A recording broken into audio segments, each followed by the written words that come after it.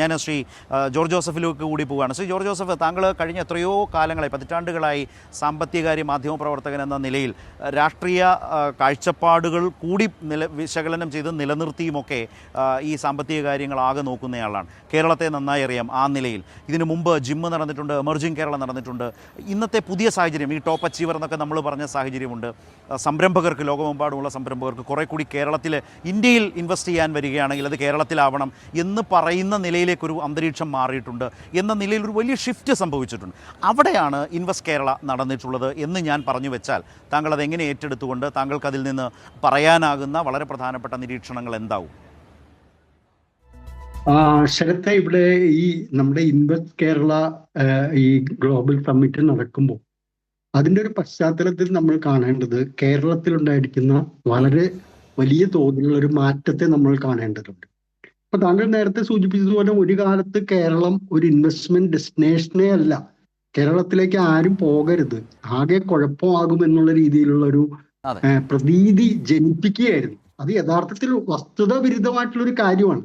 എൻ്റെ അനുഭവത്തിൽ 10-30 കൊല്ലക്കാലത്തെ എൻ്റെ അനുഭവത്തിൽ കേരളത്തിനെതിരെ വസ്തുതാ വിരുദ്ധമായ രീതിയിൽ ഒരു വിഭാഗം ആളുകൾ ഇതിങ്ങനെ പ്രചരിപ്പിച്ചുകൊണ്ടിരുന്നു. അതിന് ഏറ്റവും ശക്തമായ ഒരു കാര്യം എന്ന് പറഞ്ഞാൽ ഒരു മിലിറ്റന്റ് ട്രേഡ് യൂണിയനിസമാണ് കേരളത്തിന്റെ ഇത്. അവിടെ പോയാൽ നമുക്ക് രക്ഷപ്പെടാൻ പറ്റില്ല എന്നുള്ളൊരു ശക്തമായൊരു ബോധ്യപ്പെടുത്തൽ രാജ്യത്തിനകത്തും പുറത്തും സൃഷ്ടിക്കാൻ ബോധപൂർവമായ ശ്രമങ്ങൾ പോലും നടന്നിരുന്നു എന്ന് വിശ്വസിക്കുന്ന ഒരാളാണ് അനുഭവത്തിന്റെ വെളിച്ചത്തിൽ ഞാൻ. പക്ഷെ നമ്മൾ എടുക്കുക, കഴിഞ്ഞ ഒരു 10 വർഷത്തിനിടയിൽ വന്നിട്ടുള്ള മാറ്റത്തെ നമ്മളൊന്ന് തുലനം ചെയ്തു കൊടുക്കുമ്പോൾ എത്രയോ വലിയ വ്യത്യാസമാണ് കേരളത്തിന് സംഭവിച്ചിരിക്കുന്നത്.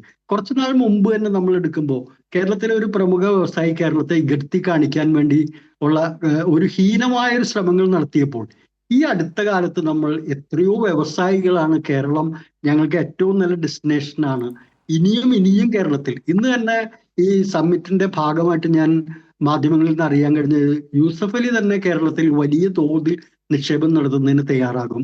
ഞാൻ മനസ്സിലാക്കിയത് അദ്ദേഹം ഒരുപക്ഷെ നാളെ അദ്ദേഹത്തിന്റെ പ്രഖ്യാപനം അത് സംബന്ധിച്ചുണ്ടാകും എന്നാണ്. അതുപോലെ കരൺ അദാനി ഈ വേദിയിൽ പറഞ്ഞു 30,000 കോടി രൂപയുടെ കൂടി നിക്ഷേപം ഞങ്ങൾ കേരളത്തിൽ ആലോചിക്കുന്നു, അത് എത്രയും വേഗം തന്നെ ഉണ്ടാകും. 50,000 കോടി രൂപയുടെ നിക്ഷേപം ഈ വിഴിഞ്ഞവുമായി ബന്ധപ്പെട്ട് നടത്തിയിട്ടുണ്ട്. അതുപോലുള്ള കാര്യങ്ങളിലേക്ക് ഞങ്ങൾ പോകും എന്ന് പറയുമ്പോൾ കേരളത്തിലെ വിശ്വാസത്തിൽ എടുക്കുകയാണ്. അതുപോലെ ചെറുതും വലുതുമായിട്ടുള്ള നിരവധി ആളുകൾ, ഇപ്പൊ കല്യാൺ ഗ്രൂപ്പിന്റെ പട്ടാഭിരാമൻ, അതുപോലെ ഡെൻകെയറിന്റെ എന്ന് പറയുന്ന ഏഷ്യയിലെ തന്നെ ഏറ്റവും വലിയ ദന്ത ഉപകരണങ്ങൾ നിർമ്മിക്കുന്ന സ്ഥാപനത്തിന്റെ MD അടക്കമുള്ള ആളുകൾ, അങ്ങനെ നിരവധിയായ ആളുകൾ കേരളത്തിൽ നിക്ഷേപം നടത്തുന്നതിന് തയ്യാറാവുന്നു, അനുകൂലമാവുന്നു എന്നുള്ള ഒരു പശ്ചാത്തലം കൂടി ഈ ഇൻവെസ്റ്റ് കേരള സമ്മിറ്റിന് ഉണ്ട്. അതുകൊണ്ടാണ് ഈ ഇൻവെസ്റ്റ് കേരള സമ്മിറ്റിന് വിശ്വാസം ജനിപ്പിക്കാൻ കഴിഞ്ഞതും ആ വിശ്വാസത്തിന്റെ അടിസ്ഥാനത്തിലാണ് ശരത് നേരത്തെ സൂചിപ്പിച്ചതുപോലെ 26 രാജ്യങ്ങളിൽ നിന്നുള്ള പ്രതിനിധികളും. പക്ഷേ ശ്രീ ജോർജ് ജോസഫ്, അതിനുവേണ്ടി എടുത്തിട്ടുള്ള സമാനതകളില്ലാത്ത പുതിയ കാലത്തെ ശ്രീ ജോർജ് ജോസഫ് അതിനുവേണ്ടി പുതിയ കാലത്തെടുത്തിട്ടുള്ള ഇതുവരെ ഇല്ലാത്ത അല്ലെങ്കിൽ ഒരു തുടർ ഭരണത്തിലൂടെ സർക്കാർ കാഴ്ചപ്പാടിലൂടെ രൂപപ്പെടുത്തിയെടുത്ത കുറേയേറെ പരിപാടികളില്ലേ. ഇന്നിപ്പോൾ ഞാൻ KSIDCയുടെ ചെയർമാൻ, അതുപോലെ ഫെഡറൽ ബാങ്കിൻ്റെ മുൻ ചെയർമാനായിട്ടുള്ള ശ്രീ ബാലഗോപാലുമായി സംസാരിച്ചു. അദ്ദേഹമൊക്കെ യഥാർത്ഥത്തിൽ കേരളത്തിൻ്റെ വ്യവസായത്തിൻ്റെ ഏറ്റവും അസാമാന്യമായിട്ടുള്ള ബ്രാൻഡ് അംബാസഡറാണ്. കേരളം അങ്ങനെ ഈ പറയുന്ന പ്രചാരണങ്ങളുടെ ഒരു ഇടമല്ല എന്ന് പറയുകയും അത്തരം പ്രചാരണങ്ങളെ പൂർണ്ണമായി അവസാനിപ്പിക്കാൻ കഴിയുന്ന ഒരു മൈൽ സ്റ്റോണാണ് ഇൻവെസ്റ്റ് കേരള എന്ന് പറയുകയും ചെയ്ത് ഞാൻ ഓർക്കുന്നു. അപ്പോൾ ഞാൻ പറഞ്ഞു വന്നത്, അപ്പോൾ ഈ ഒരു മാറ്റം വരുത്തുന്ന നിലയിലേക്ക് കേരളത്തിനകത്ത്, അതുപോലെ അദ്ദേഹം പറഞ്ഞ ലോകമെമ്പാടും നമ്മുടെ വ്യവസായ വകുപ്പ് സഞ്ചരിച്ചു, ലോകമെമ്പാടും സഞ്ചരിച്ചു, രാജ്യങ്ങളിൽ സഞ്ചരിച്ചു, ബിസിനസ് മീറ്റുകൾ സംഘടിപ്പിച്ചു, പല തരത്തിൽ ആളുകളുമായി എൻഗേജ് ചെയ്തു, അവരിൽ കോൺഫിഡൻസ് സൃഷ്ടിച്ചു. ഒപ്പം തന്നെ കേരളത്തിലേക്ക് വന്നാൽ സംരംഭകരെ വിശ്വാസത്തിലെടുക്കാൻ കഴിയും വിധം പഴയകാലത്തെ നിയമങ്ങളിൽ ശക്തമായ നിയമനിർമ്മാണം നടത്തി. ഞാൻ നേരത്തെ റവന്യൂ മന്ത്രിയുമായി സംസാരിച്ചപ്പോൾ അത് പറഞ്ഞു. അപ്പോൾ ഈ തരത്തിലുള്ള കുറേ പ്രവർത്തനങ്ങൾ ആണോ യഥാർത്ഥത്തിൽ മുൻകാലങ്ങളിൽ കണ്ടതിൽ നിന്ന് ഭിന്നമായി ഈ ഉച്ചകോടിയെ, നിക്ഷേപ ഉച്ചകോടിയെ സവിശേഷമാക്കുന്നത്? Shri George Joseph.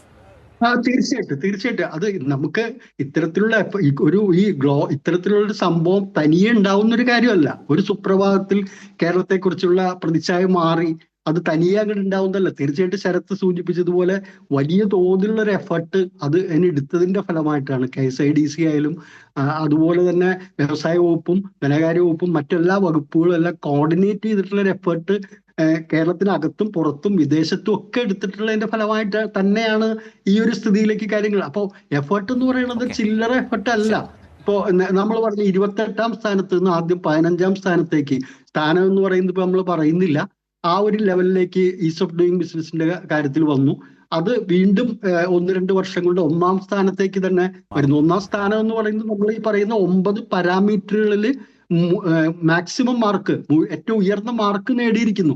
അപ്പൊ അത് തന്നെയാണ് നമ്മൾ 1ാം സ്ഥാനം എന്ന് പറയുന്നത്. ഇനി അങ്ങനെ നമ്മൾ 1ാം സ്ഥാനം എന്ന് പറയുന്നതിന് സാങ്കേതികമായിട്ടുള്ളൊരു ഇതുണ്ടെങ്കിൽ അത് നമുക്ക് മാറ്റാം. പക്ഷെ ടോപ്പ് അച്ചീവർ എന്ന് പറയുമ്പോൾ അത് കേരളം തന്നെയാണ്.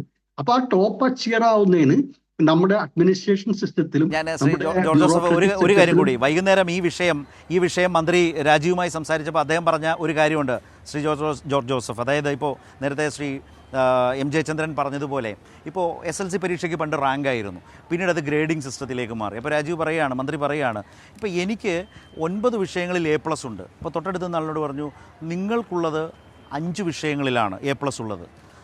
ആരാണ്?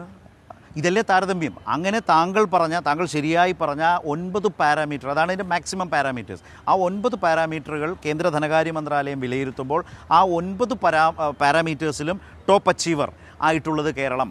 അതിന് താഴോട്ടുള്ള വേറെ സ്റ്റെപ്സ് ഉണ്ട്, അതിൽ മറ്റ് സംസ്ഥാനങ്ങൾ വരുന്നു. അപ്പോൾ ഈ 9 ഘടകങ്ങളിലും മികവ് മാർക്ക് നേടിയ, ഏറ്റവും അധികം മാർക്ക് നേടിയ ആളല്ലെങ്കിൽ പിന്നെ ആരാണ് ടോപ്പ് അച്ചീവർ എന്നൊരു പ്രശ്നമുണ്ട്. ഏതാണ്ട് ഇങ്ങനെയല്ലേ ഇതിനെ മനസ്സിലാക്കേണ്ടത് ശ്രീ ജോർജ് ജോസഫ്? അല്ല, തീർച്ചയായിട്ടും അത് തന്നെയാണ്. നമ്മൾ ഈ പറഞ്ഞ പോലെ നമ്മൾ പഠിക്കുന്ന കാലത്ത് ഫസ്റ്റ് റാങ്ക്, സെക്കൻഡ് റാങ്ക് എന്ന് മാർക്ക് കൃത്യമായിട്ട് 600-ൽ ഇത്ര എന്ന് പറഞ്ഞുകൊണ്ട് ഒരു വ്യക്തിയുടെ പേര് വരും. പക്ഷെ ഇന്ന് നമുക്ക് അങ്ങനെയല്ല. ഫുൾ A+ കിട്ടിയ ആളെന്ന് പറഞ്ഞാൽ നമുക്കറിയാം അയാളുടെ അച്ചീവ്മെന്റ് 90% മുകളിലാണ്, 95%നോട് അത് അടുത്ത് വരുന്ന, അല്ലാണ്ട് ഏതാണ്ട് 100% അടുത്ത് തന്നെയാണ്.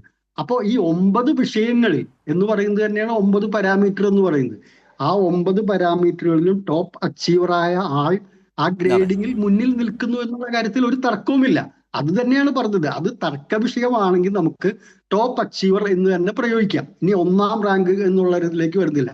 പക്ഷെ ഈസ് ഓഫ് ഡൂയിങ് ബിസിനസ് എന്ന് പറയുന്ന സംവിധാനം ഇല്ല എന്ന് പോലും പ്രചരിപ്പിക്കാൻ ചില മാധ്യമങ്ങൾ ശ്രമിക്കുന്നത് കണ്ടു. ഇത് ലോകവ്യാപകമായിട്ടുള്ളൊരു റേറ്റിംഗ് ആണ്, ഒരു താരതമ്യമാണ് ഈസ് ഓഫ് ഡൂയിങ്. ഇപ്പൊ ഹാപ്പിനെസ് ഇൻഡെക്സ് എന്ന് പറയുന്ന ഒരു ഇൻഡെക്സ് ഉണ്ട്. ലോകത്തെ ഏത് രാജ്യമാണ് ഏറ്റവും ഹാപ്പിനെസ് എന്ന് അത് ഗ്രേഡ് ചെയ്യുന്നു, അത് ആ രാജ്യത്ത് എന്ന് പറഞ്ഞാൽ എല്ലാ കാര്യങ്ങളിലും വളരെ ഹാപ്പി ആയിട്ടിരിക്കുന്ന ഒരു രാജ്യം എന്നല്ല അർത്ഥം. പക്ഷെ ചില സൂചകങ്ങൾ വെച്ച് നോക്കുമ്പോൾ ഇന്നിന്ന കാര്യങ്ങൾ മാനവ ജീവിതത്തിന് ഹാപ്പി ആയിട്ടിരിക്കുന്നതിന് ഇന്നിന്ന കാര്യങ്ങൾ വേണം, ആ ഇൻഡെക്സുകളിൽ മുകളിൽ നിൽക്കുന്നു എന്നാണ് ഹാപ്പിനെസ് ഇൻഡെക്സ് സൂചിപ്പിക്കുന്നത്. അത് തന്നെയാണ് ഇവിടെയും ഈ നമ്മൾ 9 പാരാമീറ്ററുകളിൽ 1ാം സ്ഥാനത്ത് നിൽക്കുന്നു. അതുകൊണ്ട് അതിനു വേണ്ടിയൊക്കെ ശരത്ത് പറഞ്ഞിട്ടുള്ള എന്ന് പറയുന്നത് നിസ്സാരമായിട്ടുള്ള എഫർട്ട് അല്ല. തീർച്ചയായിട്ടും ഭയങ്കര വലിയ ഇതിനു മുമ്പ് എന്റെ ഓർമ്മയിൽ ഇങ്ങനെ ഇതിനെ ഒരു ഏറെക്കുറെ തത്തുല്യമായി നിൽക്കുന്ന ഒരു കാര്യം എന്ന് പറഞ്ഞാൽ ഗുജറാത്ത് തന്നെയാണ്. ഗുജറാത്തില് വൈബ്രന്റ് ഗുജറാത്ത് എന്ന് പറയുന്ന ഒരു സംഭവം കുറച്ചു വർഷങ്ങൾക്ക് മുമ്പ് ഉണ്ടായിരുന്നു. അപ്പൊ അതിനേക്കാളെല്ലാം വലിയ തോതിൽ ആളുകളെ ആകർഷിക്കാൻ കഴിഞ്ഞിട്ടുള്ള ഒരു ഇന്ത്യയിൽ ഒരു സംസ്ഥാനത്തിന് എനിക്ക് തോന്നുന്നു ഈ ഇൻവെസ്റ്റേഴ്സ് മീറ്റ് പോലുള്ള സംവിധാനം നടപ്പാക്കാൻ കഴിഞ്ഞിട്ടില്ല എന്നാണ് എൻ്റെ ഒരു പത്രപ്രവർത്തന അനുഭവത്തിൽ, മാധ്യമപ്രവർത്തനത്തിന്റെയും ധനകാര്യ രംഗത്തുള്ള ഇടപെടലിന്റെ അനുഭവത്തിൽ എനിക്ക് ബോധ്യമാകുന്നത് ഇതൊരു പുതിയ അനുഭവം തന്നെയാണ്. കാരണം ഇത്രയും ആളുകളെ പ്ലാറ്റ്ഫോമിൽ ഞാൻ വരാം സാർ താങ്കളിലേക്ക് വരാം.